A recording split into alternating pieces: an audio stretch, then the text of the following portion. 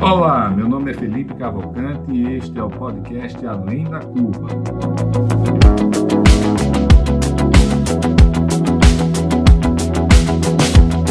Uma realização da DIT Brasil e da Match Academy.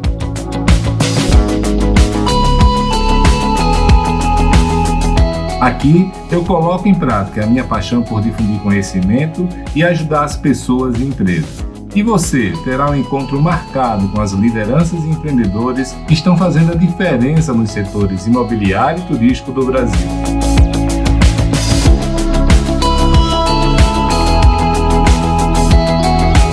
Você já conhece a DIT Brasil? A DIT é a entidade de atuação nacional nos segmentos de comunidades planejadas, loteamentos, desenvolvimento urbano, multipropriedade, time sharing e investimentos imobiliários. Nosso foco é a capacitação do mercado e a geração de negócios para nossos associados. Acesse o site www.adit.com.br e conheça nossos conteúdos, eventos, cursos e missões técnicas. Junte-se a nós, aumente seu network e faça grandes negócios.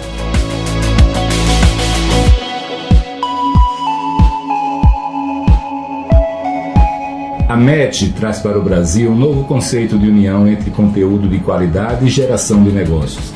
Temos uma ampla gama de soluções para o fundo imobiliário, fruto de uma sólida rede de relacionamento com os principais gestores de recursos do Brasil.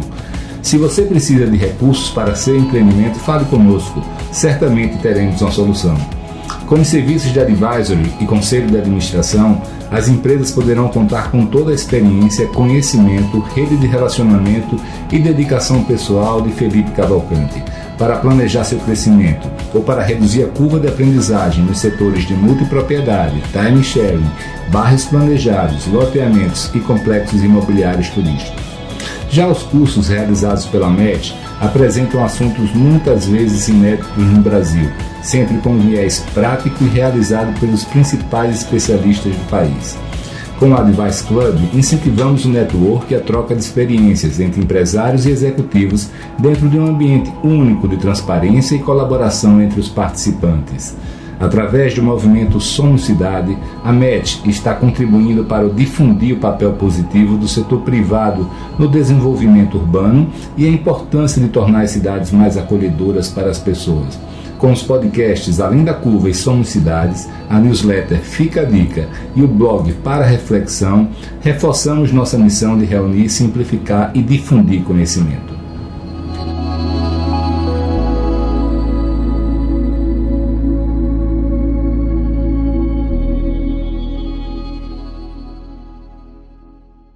Olá pessoal, tudo bem com vocês? Aqui é Felipe Cavalcante e hoje a gente tem aqui como convidado o Christian Solon da LCP.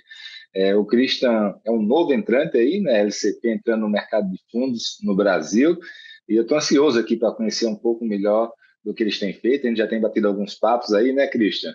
Mas hoje a gente vai entrar com mais profundidade, cara. Seja muito bem-vindo, hein?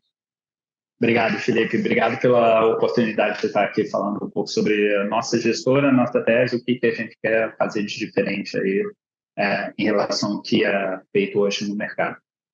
Cara, eu queria começar, assim, se apresenta aí um pouco, a LCP. Vamos começar do básico mesmo, que eu tenho algumas curiosidades, algumas dúvidas para tirar contigo, mas eu acho que é importante a turma antes entender quem são vocês. Tá bom, eu vou falar rapidamente de mim, depois eu abro um pouco sobre a gestora, quem são os sócios e aqui a tese por trás da nossa gestora de recursos, tá? Meu nome é Christian Solon, eu sou formado em engenharia pela FRJ, nascido na capital, criado no interior, Exato. Não, exatamente isso. Eu nasci na capital e fui para o interior, minha mãe é de lá. Voltei para o Rio ali mais ou menos na época pré-faculdade e fiz faculdade de engenharia de produção na FRJ. Tenho um duplo diploma em engenharia generalista na França, pela École Centrale de Lille. Passei uns 2 anos e meio lá fora, voltei para o Brasil. Comecei minha carreira no mercado financeiro no banco BNP Paribas, em Paris, fazendo crédito de exportação, basicamente financiando compra e venda de produtos e serviços franceses para a América, né, tanto latina quanto do norte.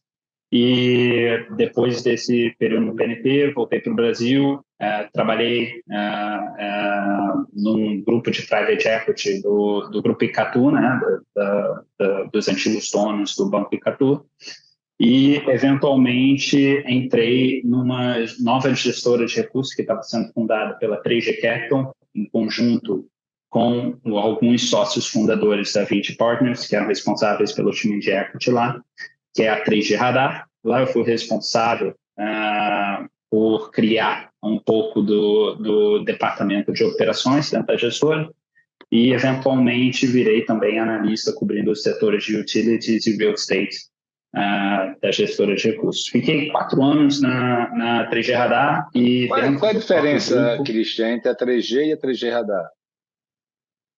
São simplesmente... A 3G Radar era uma joint venture da 3G, que era sócia, e do Mário Campos e do Pedro Batista, que são sócios fundadores da VINCI Partners e tocavam a área de equity lá. Perfeito. Então, é uma empresa separada que tinha um investimento direto da 3G Capital, mas que tinha total autonomia para tocar suas teses de investimentos de forma independente. Basicamente isso. E aí, depois desse período, eu acabei, dentro do próprio grupo, fazendo uma migração para Kraft Heinz, né, em 2017, uma empresa investidora do grupo. Fui para Chicago. Eu era responsável pelo departamento de finanças, né, de logística, primeiro tocando a área de warehousing, né, armazenagem, depois toda a parte de transporte da América do Norte, e eventualmente me tornei o líder de finanças também no departamento de manufatura, tocando as 39 fábricas, o orçamento das 39 fábricas da empresa nos Estados Unidos, um orçamento de aproximadamente 1,7 bilhões de dólares anuais. Em paralelo, fiz o meu MBA na Universidade de Chicago, terminei em junho de 2021 e voltei para o Brasil para montar a SCP junto com os outros sócios da gestora. Cara, só antes de falar aqui da gestora, explica para a turma 3G quem é, né, cara? Quem é do mercado conhece, mas muita gente aqui pode não conhecer que está nos ouvindo. A 3G é uma das empresas de investimento do Jorge Paulo Lemann, Humberto Sicupira e do Marcel Teles, né, que foram lá do Banco Garantia, criaram fortuna através de investimentos na Ambev, lojas americanas, e hoje em dia tocam aí algumas diversas empresas globais em diversos setores, né, mas principalmente bens de consumo e produtos com marcas fortes, né, como é o caso da ABI, né, que engloba a Budweiser, Brahma, Skol, tudo isso que a gente conhece no Brasil, né, a Ambev é parte da ABI, e hoje em dia eles estão tocando, se eu não me engano, um fundo também ligado a Hunter Douglas, focado na Hunter Douglas, que é uma empresa de cortinas, né? Persianas, e eu não me envolvi nesse negócio, mas eu sei que era algo que eles tocaram recentemente. Ô, Christian, eu tenho uma curiosidade, cara, né? A cultura que eles, né, desde o Garantia, né, eles ficaram famosos no Brasil e no mundo pela cultura deles, né? E eu tenho ouvido falar que ultimamente eles têm mudado um pouco essa pegada. É verdade? Você chegou a sentir alguma mudança? Se sim, olha, como era e como está sendo agora? Eu não senti mudança. Eu entrei no grupo em 2013. Eu achei um ambiente extremamente positivo, assim, de se trabalhar. Obviamente, demanda muito, mas é um ambiente em que, como é que eu posso dizer, você se sente remunerado pelo seu trabalho. Você é reconhecido pelo esforço que você faz, e se você está fazendo o trabalho direito, você vê os resultados e os frutos do seu trabalho. E a cultura deles, querendo ou não, é algo que a gente tentou implementar aqui internamente também na nossa gestora, né? É fácil, Christian? É isso que eu vou tentar, é fácil implantar em outra empresa, não? cultura é algo bem... Não, eu não vou dizer que é difícil, mas é difícil de se implantar e de modificar uma vez que ela está estabelecida, né? Então, quando eu fiz a migração, né, e fui para craft, era diferente, de fato, a cultura. E é muito difícil você mudar, principalmente quando você está pensando em, como é que eu posso dizer, em países diferentes, que por si só já tem pessoas se comportando de maneiras diferentes. É difícil você pegar uma cultura que funciona aqui no Brasil e tentar replicar lá fora. Isso eu vi bastante dificuldade, mas uma vez que você está estruturando uma nova organização, como é o caso aqui da gestora, a gente é mais fácil, né? Você traz pessoas que têm características que você acha que vão se adequar à cultura que você está querendo implementar. De certa forma, você faz isso também através do próprio exemplo, né? No fim das contas, se você comunica bem claramente o que você espera do seu time e em termos de diligência, trabalho e exigência, né, do dia a dia, e você vive essas mesmas regras, você começa a ver que as pessoas estão se comportando da mesma forma que você se comporta como líder, né? Então, Cara, é difícil sim, mas tem como fazer. você lá tocava, pelo que você falou, em mais de 30, um financeiro de mais de 30 fábricas, né, da Heinz. E, cara, como era? A sua equipe era de brasileiro ou de americano? Era muito americano, tinha um brasileiro no meu time. Cara, e aí? Conta aí pra nós. Assim, você tem que entender que as expectativas são diferentes, né? Especificamente nos Estados Unidos, na época, né, 2019, 2020, 2020, tudo bem, Covid foi outra coisa, mas 2019 era ainda pleno emprego americano. Se não me engano, os níveis de desemprego estavam abaixo de 4%. Então, nesse ambiente, é muito difícil de você ter o mesmo nível de exigência, porque é bem fácil que as pessoas acabem migrando para uma outra oportunidade que eles têm. Especificamente, antes de ir para a manufatura, ali ainda na época de logística, né, os armazéns, os warehouses que a gente tinha, estavam sofrendo bastante com a criação de warehouses, de armazéns concorrentes, principalmente da Amazon, que acabava pegando um ou outro trabalhador, né? Mas tudo bem, tendo dito isso, uma vez que você entende que é um time diferente, né? Você tem que se adequar. Tem certas coisas que não dá para simplesmente mudar. Você tem que se adequar e aceitar que é uma cultura diferente e seguir com os seus planos, considerando as diferenças culturais que existem nesses dois ambientes. É o famoso jogo de cintura, não tem que realmente Exato. se adaptar à realidade ali. Agora, cara, eu tô aqui pensando comigo, que mudança de rumo danada que você fez. Você estava lá nos Estados Unidos, no pessoal da 3G, cara, e agora você está com uma gestão que eu sei de um fundo que tem real estate, mas eu não sei se também tem outras teses, né? Me explica o que foi que aconteceu para você dar essa migrada. Vamos lá. A decisão veio um pouco da vontade de criar um negócio próprio, né? Um negócio com a nossa cara e de estar à frente, de fato, das decisões do dia a dia da empresa.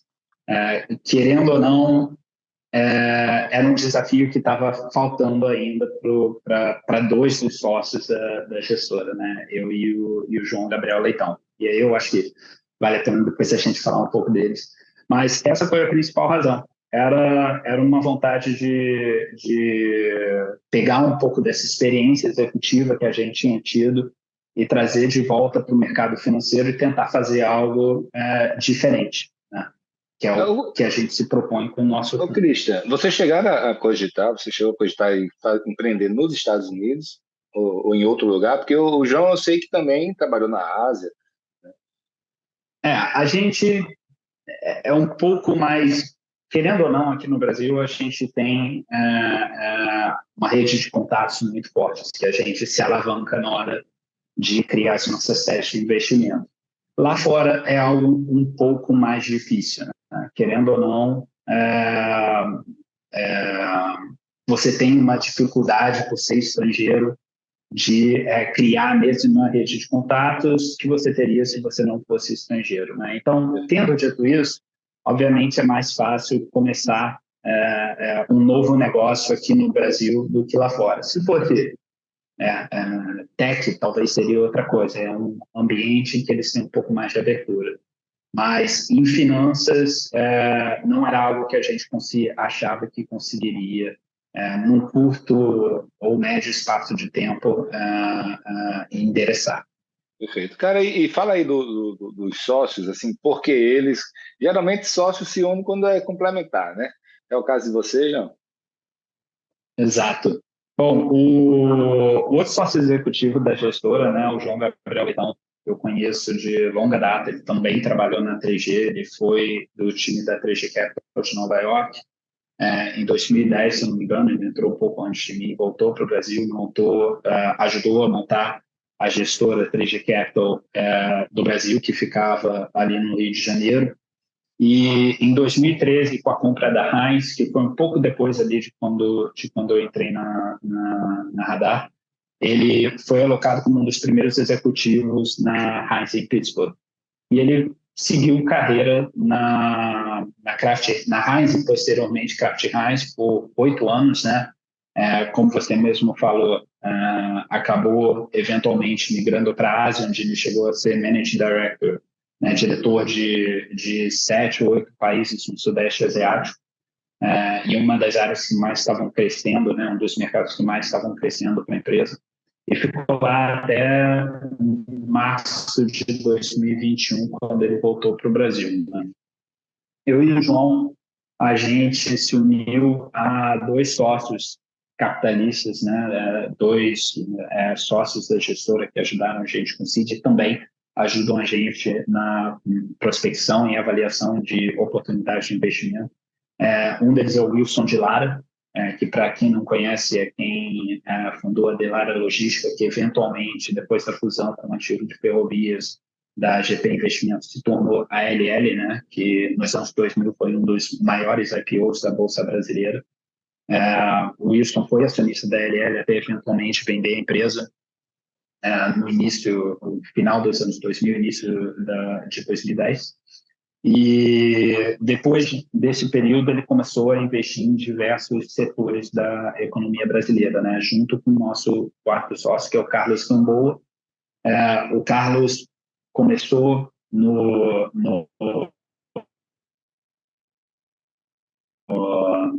mercado financeiro, trabalhando no Opportunity, eventualmente virou executivo, tocou uma empresa de telecom no Brasil, migrou também para a 3G Capital, foi parte do time de Private Equity lá em Nova York em 2008, mais ou menos na época da aquisição da Anheuser-Busch pela IBM na época, né? E depois de 2010 começou a investir em diversos setores da economia, como eu já tinha dito, dentre eles o setor de desenvolvimento urbano, né, loteamento, que é hoje uma das maiores teses da nossa gestora. A ideia era criar uma gestora de investimentos alternativos, né, focada em Brasil, com sede no Brasil, focada, olhando o mercado, entendendo o mercado, juntar um time com experiência executiva e uma experiência sólida financeira.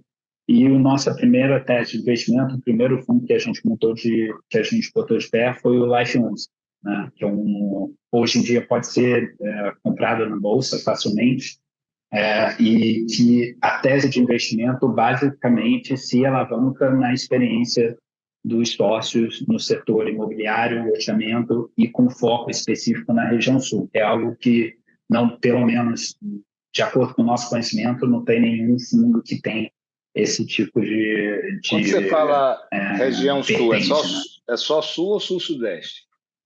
Não, é sul. A maior parte do fundo sempre vai estar alocada na região sul, só sul. A gente faz investimento em outras áreas. A gente tem ativos alocados em Manaus, né, Barra dos Coqueiros, Sergipe. A gente tem alguns outros investimentos em regiões não tão, como é que eu posso dizer? Óbvias. Não tão tradicionais, né? Não é só São Paulo, o Centro-Oeste também tem bastante fundo operando essa região.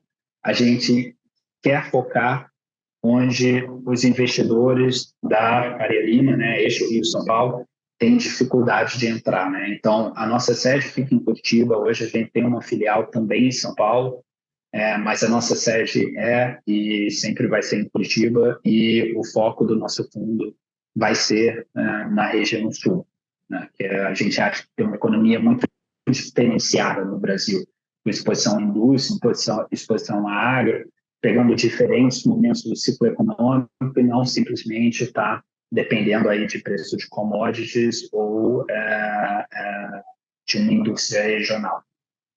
Cara, e o Life? Fala aí, ele já começou público ou antes era privado? Não, o Life ele começou, bom, só para inicialmente ele não estava disponível para investidores que quisessem comprá-lo na B3. Como normalmente fundos de investimento imobiliário, eles começaram só para o que são chamados investidores profissionais. E em outubro a gente liberou ele para investidores em geral. Então, hoje em dia, qualquer pessoa pode comprar o fundo na Bolsa de Valores simplesmente procurando o ticker Life 11 na B3. E aí a nossa ideia com o fundo, né, é ser um fundo de renda recorrente para os investidores. A gente tenta manter ali um nível mínimo, a gente é bastante cuidadoso na hora de fazer distribuição de rendimento para garantir que os investidores não estão tendo uma variação significativa naquilo que eles vão receber mensalmente. Então, por exemplo, durante o período em que todos os fundos da indústria estavam sofrendo com a deflação, a gente conseguiu manter um nível razoável de rendimento que a gente tinha criado um certo pulmão para fazer uma distribuição recorrente no futuro. A gente quer ser um produto... Pode falar. Não, pode continuar. A minha dúvida é a seguinte, assim, tem alguns fundos que fazem isso, né, de criar gordura ali para manter ele estável, com características que é até de renda fixa. Eu me lembro, acho que é o CVBI, eu sei que ele faz isso. Mas a minha dúvida é a seguinte, é uma dúvida mesmo, assim, eu sempre fiquei me perguntando, agora eu vou ter a oportunidade. Não há pressão não dos investidores para você não ter uma gordura tão grande e distribuir mais? Bom, certamente tem, né? A gente, vamos lá, se você simplesmente olha no âmbito financeiro, é melhor você receber o dinheiro agora do que mais tarde. Só que se você tem boas oportunidades de investimento e o seu dinheiro não está gerando um retorno abaixo do que os outros ativos da carteira, você consegue manter a rentabilidade do investidor e ainda assim trazer uma estabilidade de fluxo de caixa. Tendo dito isso, Felipe, tem bastantes investidores que preferem essa característica de recorrência de pagamento. Né? Mas na prática você tem que ter uma avaliação. Acho que a maioria eles gostam dessa previsibilidade, né? Eles gostam da previsibilidade. E a gente tenta oferecer um produto que consiga entregar isso ainda a níveis interessantes para os nossos investidores. Né? E, assim, o nosso produto, né, entrando um pouco mais na carteira, de fato, a gente tem basicamente dois tipos de investimento. Né?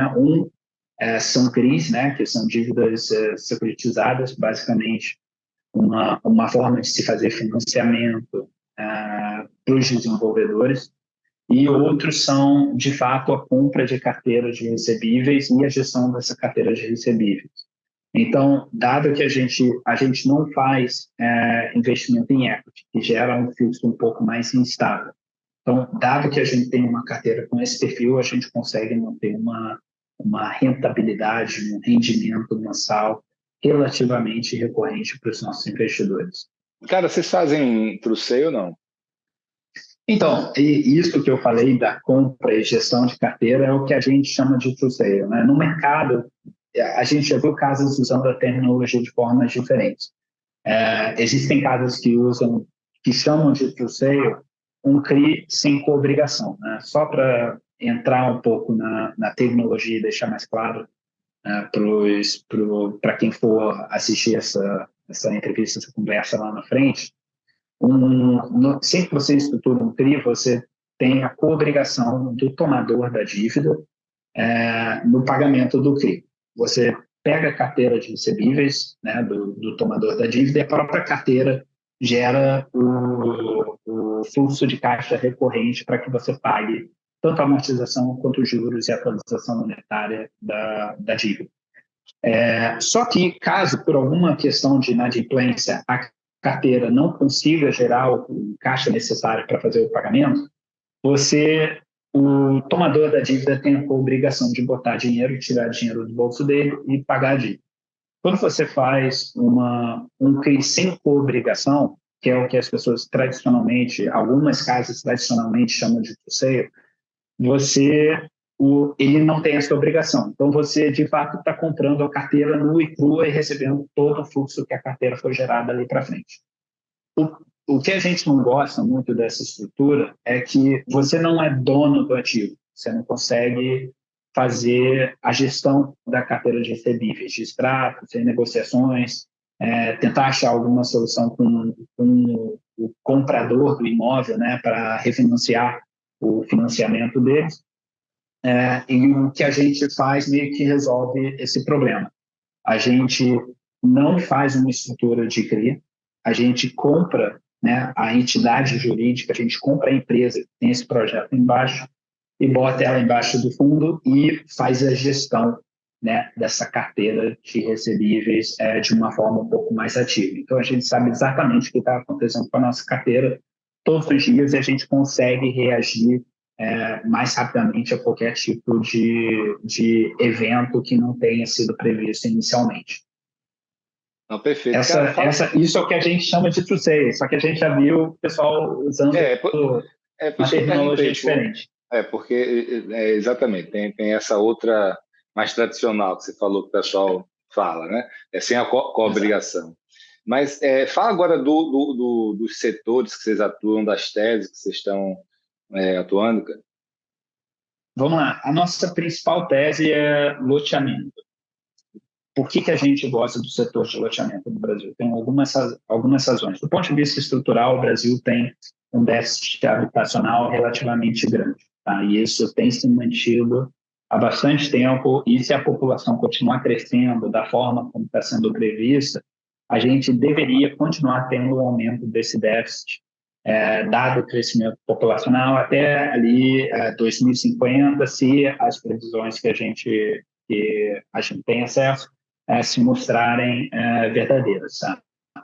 O setor de loteamento ele é a forma mais acessível para permitir que famílias tenham acesso à casa própria, moradia própria. Né? Normalmente, um lote é mais barato do que uma casa, obviamente, porque você não tem a construção, mas também as famílias podem fazer a construção da casa na velocidade que o patrimônio deles permite. Né?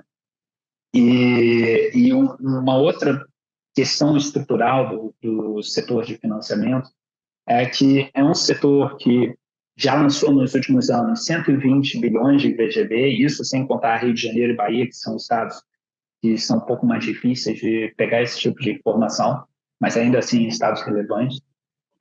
E tem poucos fundos com um foco específico nele. Tá? A gente não só se especializa nisso, como os nossos sócios já foram desenvolvedores desse setor. Então, eles entendem o dia a dia, eles sabem as dificuldades e a gente consegue oferecer soluções mais interessantes, tanto para os nossos investidores quanto para os desenvolvedores na hora de estruturar uma dívida e colocar esse ativo para dentro do nosso fundo. Tá? Ô, Christian, por que você acha que, assim, para mim, cara, é tão óbvio, né? É um mercado tão grande, é um mercado tão tradicional, inclusive, culturalmente está arraigado no Brasil o tempo todo. Você tem milhares de loteadoras fazendo empreendimentos o tempo todo, né? E por que você acha que a Faria Lima demora tanto, está demorando tanto, né, a acordar para isso. É muito cômodo para eles ficar na Faria Lima, está de bom tamanho. É um pouco difícil de dizer o que os outros estão pensando, né, Felipe? Mas a minha leitura, que é obviamente a minha percepção, é que é um setor que criou algumas frustrações no passado, né? Tem alguns casos emblemáticos de grandes investidores que entraram nesse setor e acabaram se queimando. O que a gente diagnosticou como uma das causas dessas falhas, né? Desses problemas que esses investidores tiveram, foi que eles tentaram entrar no setor através de um único desenvolvedor que estava se expandindo regionalmente. E não dá. Loteamento, você precisa ter um especialista regional, você precisa entender da dinâmica da cidade, quais são os vetores de crescimento, a legislação que muda de cidade para cidade, dependendo de onde você está, quais que são os centros de atração para os moradores, para entender se este loteamento nessa região da cidade vai performar melhor ou pior do que um loteamento nessa outra região. E, obviamente, se você foca nos desenvolvedores regionais, você acaba conseguindo oportunidades mais interessantes do que num único desenvolvedor que está localizado em uma cidade específica e acabou se expandindo para uma região do país que eles não conhecem, né? E aí, o que acontece? O setor de loteamento tem uma dinâmica bem interessante, bem diferente do setor de incorporação tradicional, que é que, enquanto no setor de incorporação você tem um desembolso de caixa ali para fazer o pagamento das obras por 2, 3 anos, só para botar o prédio, as casas de pé, e no final desse período você tem o que a gente chama de repasse bancário, que é basicamente tirar a dívida debaixo desse desenvolvedor, passar para o banco, e o banco pagar a dívida, e agora os compradores estão devendo dinheiro para o banco e não para o desenvolvedor, ele tem basicamente o fluxo de caixa de 3 anos. No setor de loteamento, isso não ocorre. No setor de loteamento, o desenvolvedor continua recebendo pagamentos das famílias pela compra do imóvel por 15, 10, dependendo da região, as condições mudam. E o que significa que ele demora mais para receber esse dinheiro, ele tem uma maior dificuldade de alocar recursos no novo projeto e crescer como empresa,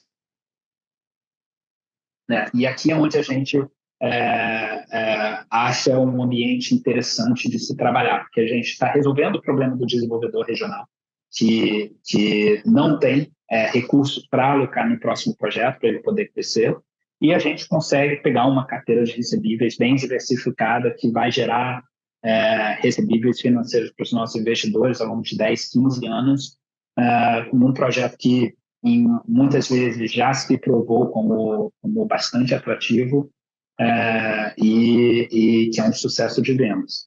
Mas, voltando para onde essas empresas regionais, essas empresas que se expandiram acabaram sofrendo nesse setor, quando você tenta fazer uma expansão, né, para outras regiões do país que você não conhece, você acaba colocando ali premissas de quanto tempo vai demorar para aprovar o projeto, quanto tempo de obra, quanto você vai gastar com insumos de produção, como as vendas vão evoluir, e você faz todo o seu planejamento de caixa baseado nisso.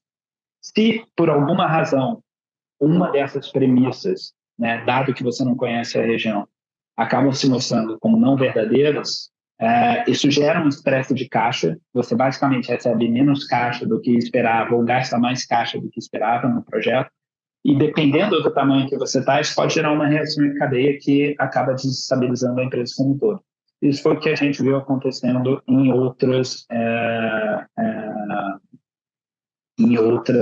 nessas histórias, né, de empresas de loteamento que acabaram passando por dificuldades.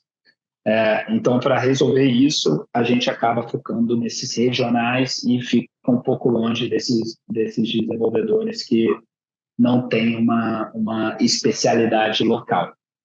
Cara, assim, quais são os pontos negativos de atuar com loteamento, assim, os downsides? Porque uma dúvida que me vem na cabeça, deve ser mais caro, uma estrutura administrativa talvez maior, né, já que é uma carteira pulverizada, são players, são tickets relativamente baixos, né, assim, comparado com quem está ali passando cheque para shopping center na Faria Lima, né? Sim, Isso é verdade, não? sim, certamente isso é verdade. Aqui, quando a gente fala, né, de um investimento no empreendimento imobiliário, né, numa construção, você pode ter uma oportunidade de investimento de 200 milhões de reais de cara, né? 250%, que seja. Quando a gente fala de loteamento, o ticket médio é 20. Então, a gente tem muito mais trabalho de originação, né, para tentar achar essas oportunidades, porque se a gente quer crescer o fundo, a gente precisa viajar muito mais, né?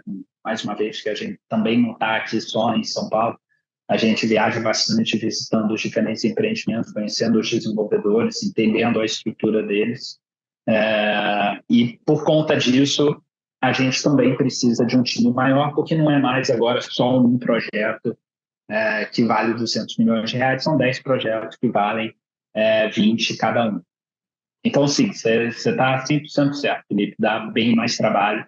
Também é uma das razões que a gente acha que essa experiência de gestão de pessoas, experiência executiva, adicionalmente a experiência financeira, era algo que a gente precisava para emplacar a estratégia de investimento.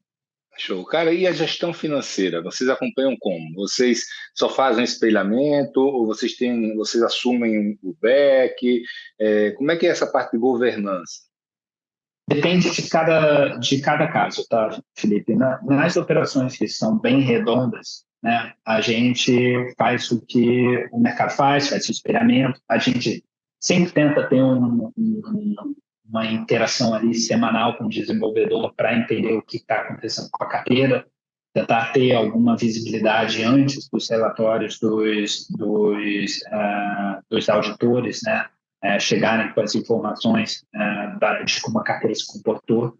Mas se a gente tem um desenvolvedor que está passando por dificuldades e que a gente sabe que precisa de um pouco mais de ajuda, aí é quando a gente realmente entra na operação. A gente não faz operação de equity neste fundo, mas a gente atua quase como se fosse, né? A gente traz parceiros que a gente conhece do país para ajudar o desenvolvedor em áreas específicas, e que podem ser tanto na contratação e substituição de time por um time mais qualificado, mas também trazendo consultores para ajudar a entender o que o desenvolvedor precisa melhorar na sua operação.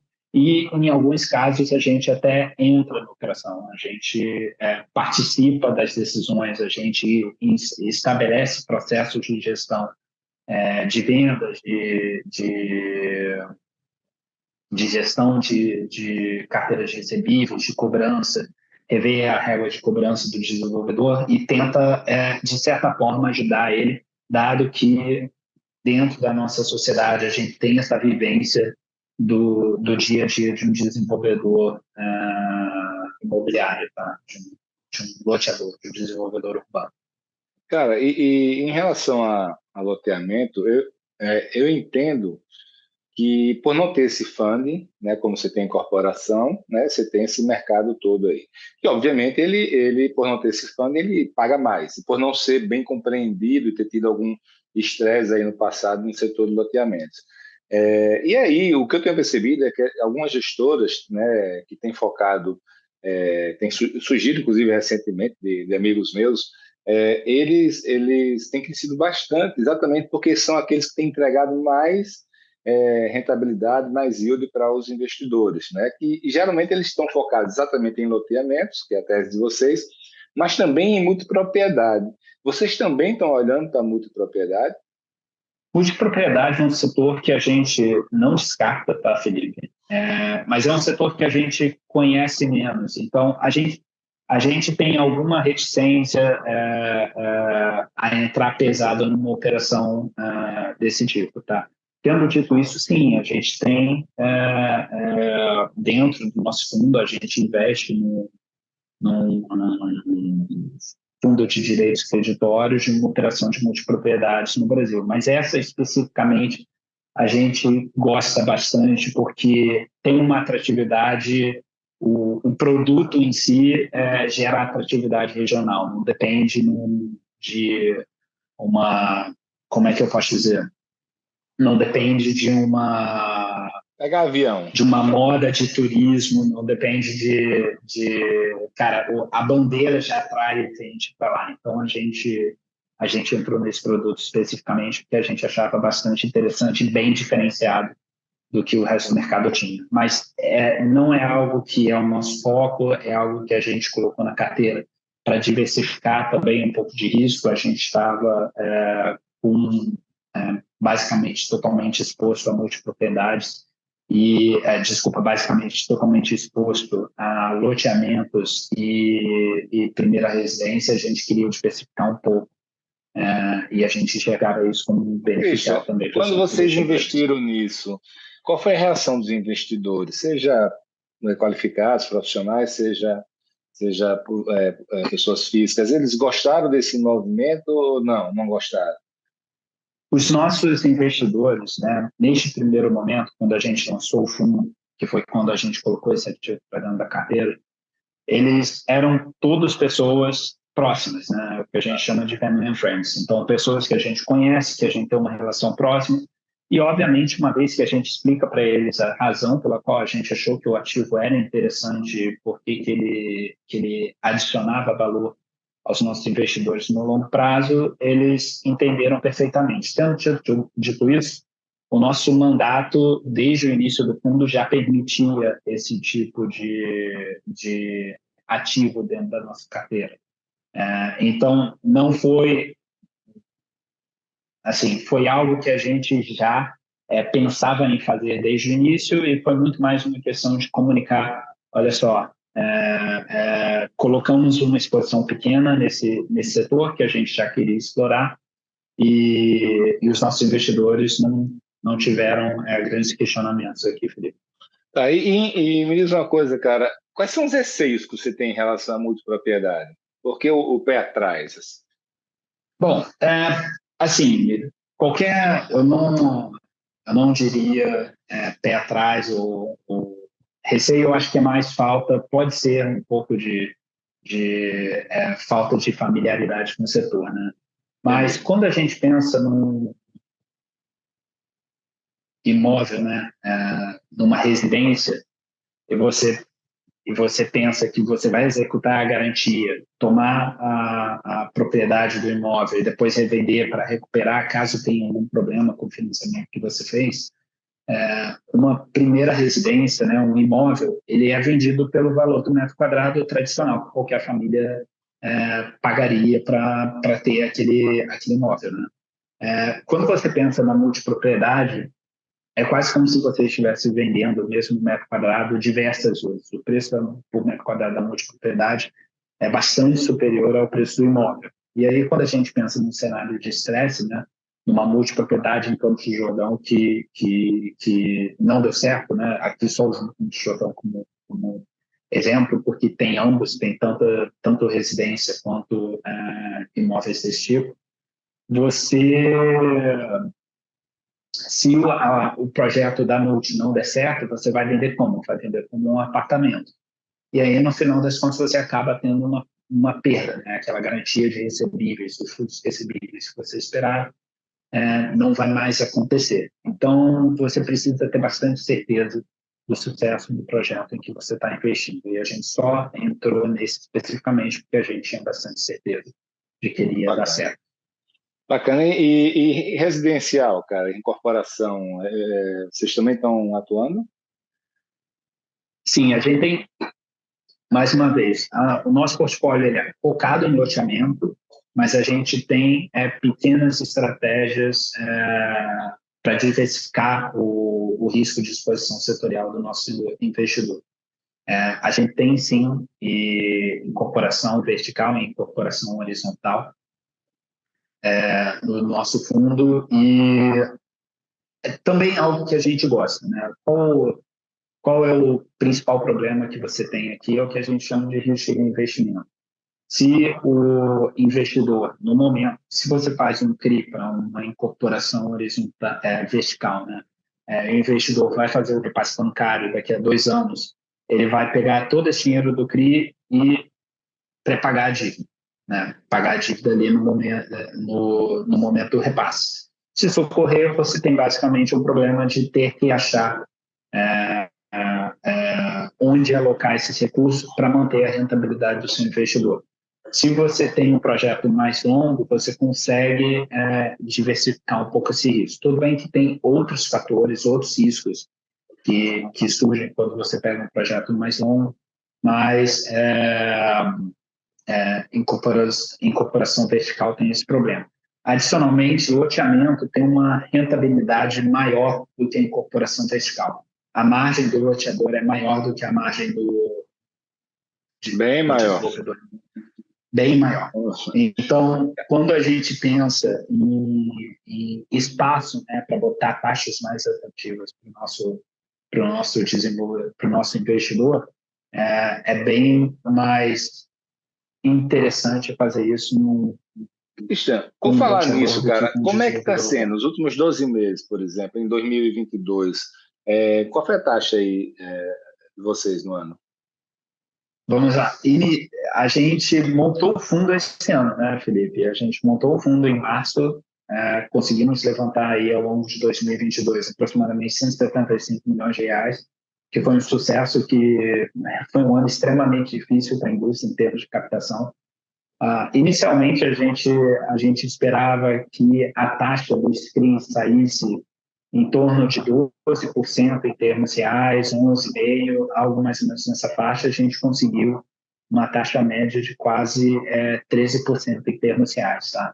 A liquidez do mercado cercou, a gente pode ser muito mais criterioso na hora de alocar os nossos recursos, porque não tinham outros fundos de investimentos disponíveis com capital para fazer isso. E a gente conseguiu taxas bastante interessantes para os nossos investidores. Então, é isso. Foi 13% que a gente viu, em média, e, obviamente, dependendo do projeto. Se o projeto a gente percebe que vai precisar entrar mais no dia a dia, é um projeto que vai demandar mais do nosso tempo, que tem algum risco adicional, a gente bota uma taxa um pouco maior. Esse é um projeto aqui em Quintal de Casa, em Curitiba, que a gente conhece bem, conhece bastante a região, já atua nessa região há mais de 10 anos, aí a gente pega uma taxa um pouco menor. Né? Obviamente, vai depender de cada projeto, mas, em média, um pouco acima de 13%. Ô, Christian, tem aquela velha máxima, né? Na época ainda, me lembro, eu começando a trabalhar em 95, 96, a gente ficava falando isso, né? De agiotagem. Que tem o cara que, na época, era 10% ao mês. Então, assim, o que a gente dizia, a gente brincava, o cara que pega um valor desse é porque não vai pagar, não quer pagar. Né? A minha dúvida é a seguinte, trazendo para o nosso mundo atual aqui, a partir de que patamar de taxa o negócio, a pessoa que diz para você, eu vou pagar tanto, você passa a achar que não dá, que isso aí. A partir de que momento é um lucro, é uma rentabilidade alta para os seus investidores, até que ponto, e a partir de que ponto passa a ser uma chance muito grande disso não ser pago? Sempre que a gente passa no nosso processo de investimento, a primeira etapa dele é simplesmente uma análise de enquadramento financeiro. Tá? A gente pega o fluxo de caixa projetado do desenvolvedor, a gente entende o que é a estrutura de custos dele, a gente entende quanto que ele precisa de fluxo financeiro para manter as operações, e a gente vê quanto que sobra para pagamento de uma eventual dívida. Caso a operação não se enquadre e não tenha um residual significativo para o desenvolvedor, se não for algo que deixe o desenvolvedor feliz de continuar trabalhando no projeto, feliz de fazer a dívida, a gente não faz a operação. Se a operação não se enquadra do ponto de vista financeiro, a gente nem parte para a segunda etapa. Isso aqui é uma análise relativamente rápida que você pode fazer com modelos financeiros. Depois a gente entra, se a operação se enquadra, aí a gente entra num processo de diligência tanto jurídica quanto financeira para validar que todas as informações são recorrentes. quanto uma análise fundamentalista de fato do projeto. A gente vê se o produto se enquadra com as demandas da região, a gente entende o que é o histórico de inadimplência da carteira do desenvolvedor, histórico de sucesso com outros projetos que ele teve no passado, e somente depois da etapa de diligência, depois da diligência jurídica, depois da aprovação em comitê, que a gente faz um desembolso para o desenvolvedor. Mas lá no início você já consegue ver, Felipe, se ele tem capacidade de pagamento ou não. Tendo dito isso, quando a gente faz uma estrutura de CRI, existe uma característica desse tipo de dívida, que é a cessão fiduciária de recebíveis. Basicamente, todos os recebíveis financeiros, todos os boletos são redirecionados para uma conta separada, que é gerenciada pela securitizadora, e esses boletos são utilizados primeiramente para pagar a dívida, e depois o residual, se for o caso, vai para o desenvolvedor. Então, não é nem que ele pode escolher não pagar, a não ser que ele redirecione, né, esse fluxo de volta para a conta dele, que a gente consegue pegar imediatamente. Ele não consegue nem escolher não pagar a dívida se o fluxo financeiro estiver ruindo pela que a gente chama de conta de patrimônio segregado. Ô, Cristian, a gente sempre que fala sobre gestão de recursos, né, sobre investimentos imobiliários, emprestar grana, a gente fala muito das questões de garantia, da questão, né, da capacidade de pagamento, né, etc., que é esse mundo financeiro. Mas você falou de uma coisa muito bacana, muito interessante, que ninguém fala muito, que é deixar o empreendedor feliz, né, com vontade de prosseguir, de ele não ficar muito machucado, né? Aquela história, pô, mas fiz porque era o jeito. Como é que funciona isso na prática? Assim, qual é o peso que vocês dão a isso? Porque é aquela história, todo mundo quer fazer negócio de novo, né? Você quer fechar um negócio com um cara que ele esteja feliz para fazer novamente. O quanto isso é importante para vocês?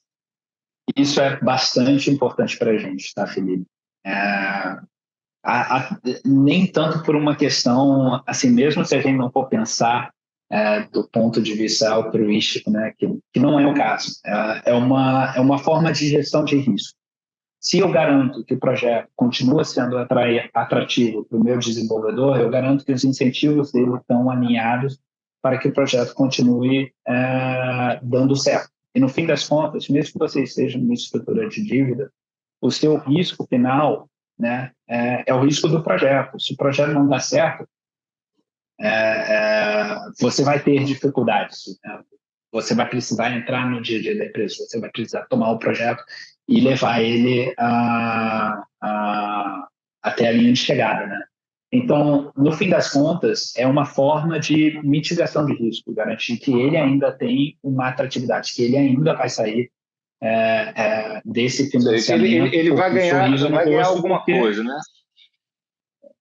Exato. Também, no fim das contas, cara, eu quero que ele faça um outro projeto para a gente poder crescer o fundo e poder reinvestir novamente caso o projeto dê certo. Então, no final das contas, mesmo saindo aqui dessa... Se eu for pensar com uma cabeça, pensando simplesmente no retorno dos meus investidores, na satisfação deles, eles vão estar mais satisfeitos se todos os projetos derem certo do que se a gente levar um projeto até ali o limiar.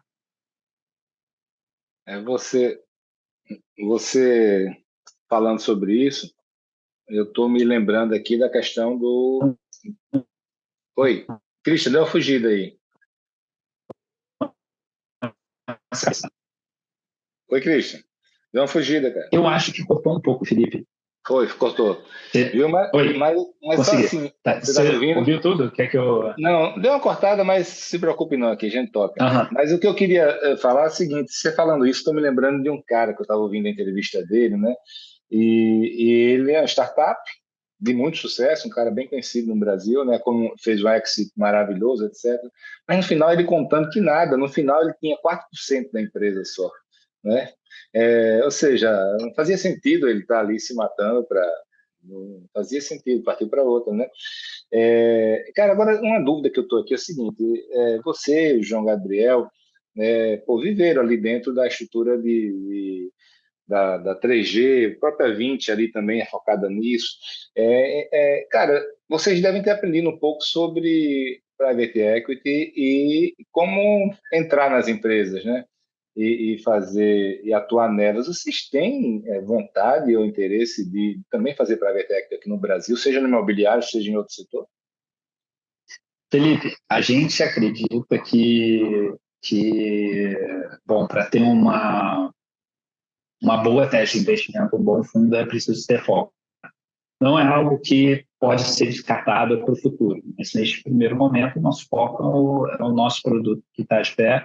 A gente vai fazer ele crescer. Hoje em dia, ele já está com um tamanho bem legal, uma certa liquidez na bolsa que a gente espere que com o reconhecimento do fundo do nosso trabalho, com um pouco mais de história, ela vai subir e vai deixar o produto ainda mais atrativo para os nossos investidores. Uma vez que o produto estiver ok, pode ser que a gente faça algo, mas sempre numa estrutura que faça sentido para os nossos investidores. A gente não vai mudar o foco da gestora e botar em risco o trabalho legal que a gente está fazendo até agora. Isso a gente não acredita e não quer fazer. Show de bola. Agora, falando um pouco, você falou aí da liquidez, eu queria fazer três perguntas em uma. Qual é a liquidez mensal? A quantidade de investidores que vocês têm hoje na base?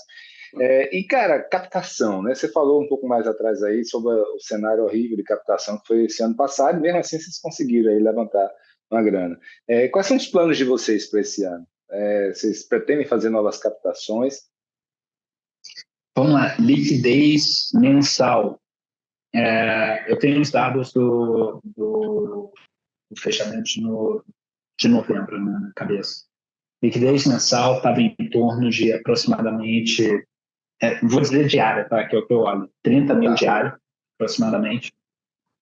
A gente tinha 700 investidores, a gente fechou a primeira oferta com 96 investidores em outubro, e rapidamente a gente chegou a 700 investidores, foi um resultado bem positivo que a gente viu. E em termos de tamanho, o que a gente pretende fazer para o resto do ano, né? A gente tem ainda um pipeline bem grande de oportunidades de investimentos, e a gente, como mesmo eu falei, dado que a gente é um fundo que faz pequenos investimentos, a gente precisa estar constantemente gerando essa máquina de originação. E a gente ainda tem bastante espaço para crescer nesse ano. A gente certamente pensa em eventualmente fazer algumas ofertas, mas somente quando a gente achar que o pipeline é legal o suficiente para não ser dilutivo para os investidores atuais, ou seja, eu nunca vou levantar capital se eu não achar que estou com uma carteira que vai conseguir manter a rentabilidade dos meus investidores atuais. E, obviamente, se a gente achar que o calendário de desembolso dessas operações está próximo, porque também é ruim você fazer um aumento de capital, ficar carregando aquela posição em caixa e fazer um desembolso quebrado. A gente tenta consolidar tudo mais ou menos numa janela de tempo pequena e fazer os desembolsos rápidos para fazer com que o dinheiro gere rentabilidade. O mercado castiga muito, né, cara? Quem fica com dinheiro em caixa. Não é... Aqueles fórumzinhos lá é um horror, cara. Exato. O Christian, a gente está terminando aqui, cara, mas eu queria saber o seguinte: como é que está em relação ao cenário econômico, cara? Assim, como é que você está vendo aí? A gente está falando hoje, para quem está ouvindo a gente aí, comecinho de janeiro de 2023, né? Pós-novo governo, já teve alguma mudança de humor, as coisas... como é que tá a estratégia de vocês? Pé no freio, sem estar no freio, sem estar no acelerador, ou especificamente vocês vão querer pisar no acelerador esse ano? Eu diria sem tá, eu diria que é algo entre meio pé no freio, meio no acelerador, basicamente acelerando com cautela. A gente, vamos lá, voltei para cá porque eu realmente acredito no país. Uma vez que você vai para fora, você vê o quanto a gente ainda tem de oportunidade de crescimento nesse país. Eu acredito que o Brasil ainda tem bastante potencial e eu acredito que a gente estava numa direção bem legal nos últimos anos, né?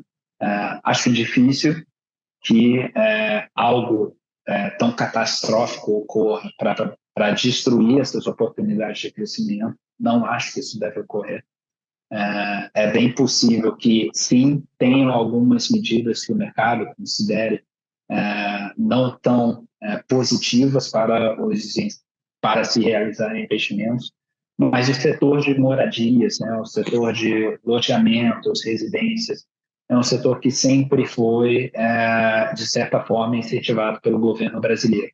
Então, a gente acredita que, mesmo num ambiente um pouco menos atrativo para alocadores de recursos, a gente ainda deve conseguir achar boas oportunidades. O brasileiro sempre vai estar tentando fazer o melhor com as cartas que lhe foram dadas, né? A gente gosta dessa dificuldade.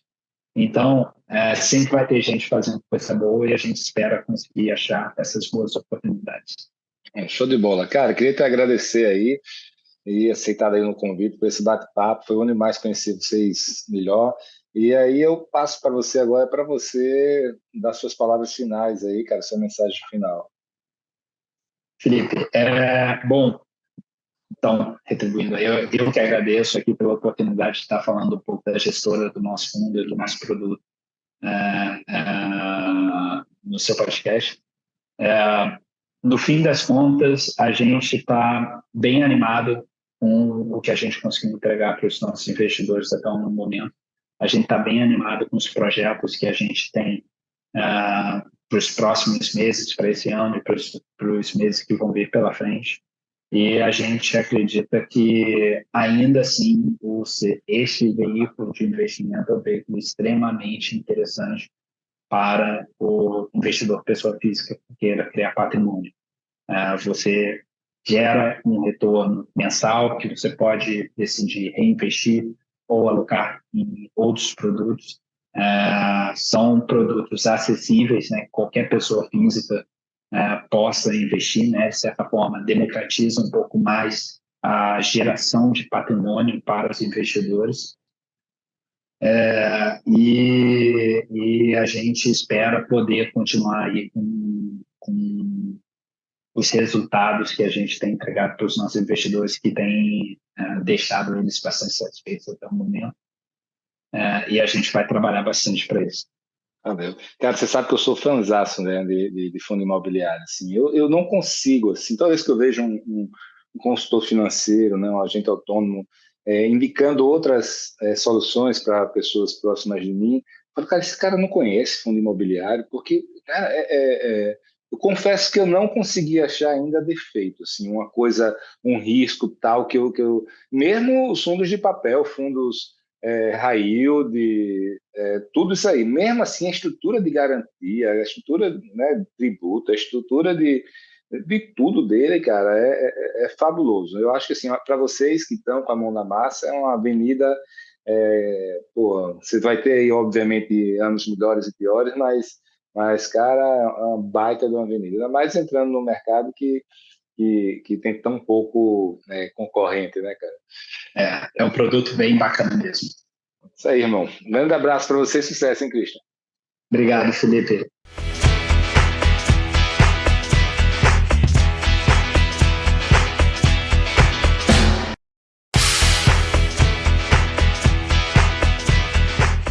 Pois é, amigos, termina aqui mais um podcast Além da Curva. Quem quiser ficar por dentro das ações e novidades da Adit Brasil, pode visitar o site www.adit.com.br. E quem quiser conhecer mais sobre os grupos Mastermind e as soluções de funding da Match Academy, pode acessar o site www.matx.com.br.